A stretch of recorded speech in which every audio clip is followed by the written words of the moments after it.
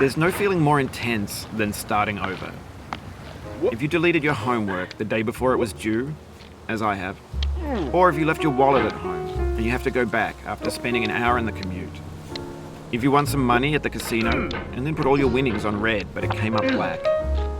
If you got your best shirt dry cleaned before a wedding and then immediately dropped food on it. If you won an argument with a friend and then later discovered that they just returned to their original view.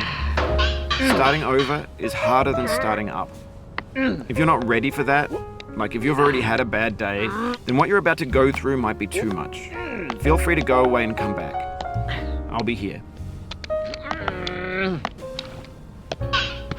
Alright, thanks for coming with me on this trip.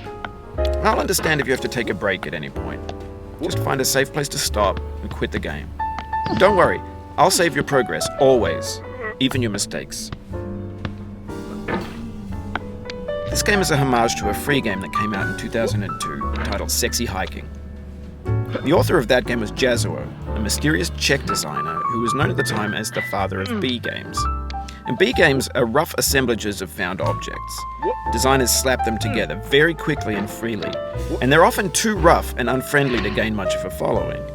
They're built more for the joy of building them than as polished products.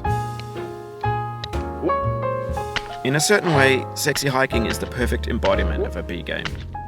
It's built almost entirely out of found and recycled parts, and it's one of the most unusual and unfriendly games of its time.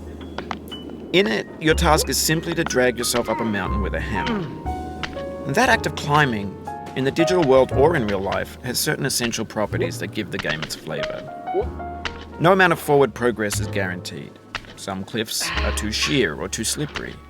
And the player is constantly, unremittingly in danger of falling and losing everything. Anyway, when you start Sexy Hiking, you're standing next to this dead tree that blocks the way to the entire rest of the game. It might take you an hour to get over that tree, and a lot of people never got past it. You prod and you poke at it, exploring the limits of your reach and your strength, trying to find a way up and over. And there's a sense of truth in that lack of compromise. Most obstacles in video game worlds are fake. You can be completely confident in your ability to get through them once you have the correct method or the correct equipment or just by spending enough time.